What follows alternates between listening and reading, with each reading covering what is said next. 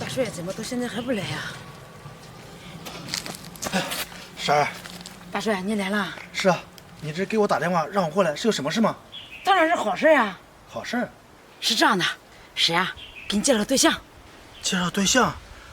婶儿，现在我还不想找呢。大帅，你说什么呢？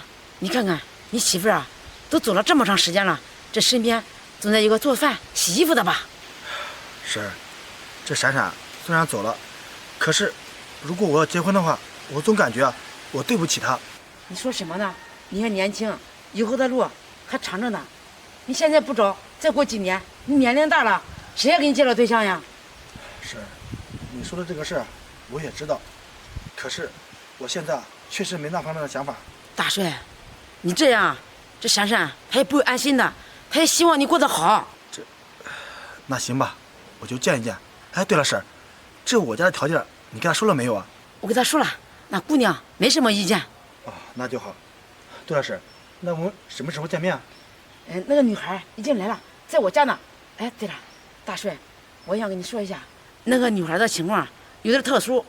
特殊什么意思啊？你们两个一见面不就知道了吗？那行，走吧。好。桃子，哎，婶儿我给你们介绍一下，他叫大帅。啊，大帅你好。哎，你好。大帅，他叫桃子。哦，你们两个好好聊，我出去有点事儿。那行。大帅，好好聊。好。婶儿你慢走啊。啊，姑娘，请坐。哎，不是姑娘，你的肚子怎么了？你看不出来啊？我怀孕了。什么？你怀孕了？这怀孕了怎么能相亲呢？我这怀孕为什么不能相亲啊？啊，姑娘，你别误会，我的意思是，你都怀孕了，你还来相亲，这孩子他父亲他愿意吗？你脑袋是不是有毛病了？我这孩子要是有父亲的话，我还能出来相亲啊？这孩子是我前男友的。哦，你前男友的，你都怀孕了，他为什么要和你分手啊？我也不想分啊，可是他家太穷了，拿不起彩礼。哦，是这样。那既然咱们俩相亲了，这事儿把我的条件都跟你说了吧？这事儿啊是简单的说了一下，但是我还是要了解了解的。啊，那行，有什么问题啊？你尽管问。那行，那你这是做什么工作的？一个月多少钱？哦，我是个公交车司机，一个月差不多6000块钱。6000块钱，少来点吧。哎呀，在咱们这个县城，这6000块钱的工资啊也不少了。那行吧，那你有没有房？有没有车？哦，房子我有，这房子是我和我媳妇儿的，不过我媳妇儿已经去世了，所以这房子就给我了。什么？你媳妇儿死了？她不会死在那房子里边了吧？不是姑娘，你怎么说话那么难听啊？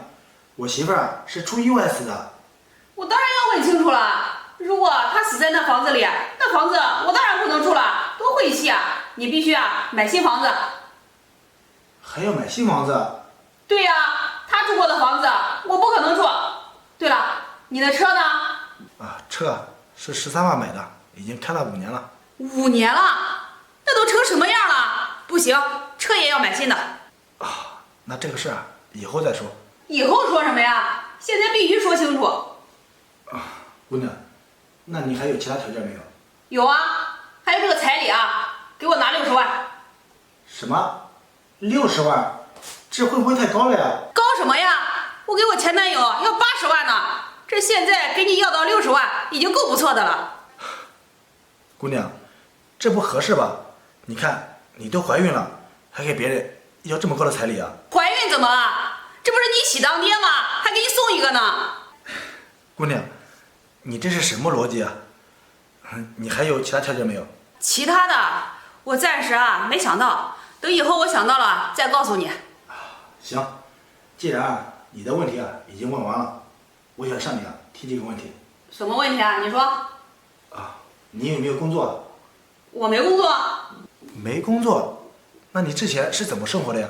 我怎么生活？我前男友养着我呢。哦，那你会洗衣做饭吗？这家务我不做。哦，也不做家务啊。姑娘，我再问你一下，如果这个孩子生下来以后，咱们俩结婚了，你还会不会再要一个孩子？生这一个都太痛苦了，我不会再要了。姑娘，我的问题我也问完了，我对你啊也了解了，不好意思啊，我们俩不合适。你什么意思啊？怎么不合适啊？姑娘，你看看你现在大着肚子，而且也没工作，还要那么多的彩礼，要房要车，这怎么可能呢？怎么不可能啊？现在的社会你是不了解吧？这男的多，女的少，你找我这样的，你就偷着乐吧。姑娘，这就算女的再少，我也不会找你这样的。我帮你娶亲家，你能为我干什么呀？什么干什么呀？你养着我呀？我养着你，既然我有那个条件，那我为什么不找一个好的呢？为什么非要找你啊？你这话什么意思啊？你就是个二婚的，你还嫌弃我呀？我是个二婚的怎么了？我也有做人的底线，不像你只想一味的索取，不想着怎么付出。你说这样的婚姻以后会幸福吗？你这人怎么这样说话呀？你就是个穷鬼，我还看不上你呢。哼，我是穷，但是我不像你这样贪婪。我贪婪？行啊，你去找好的呀，看你能不能找得到。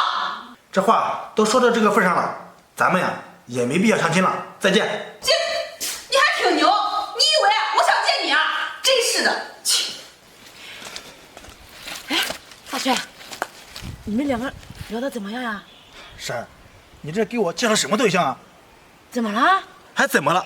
她就是个拜金女。怎么回事啊？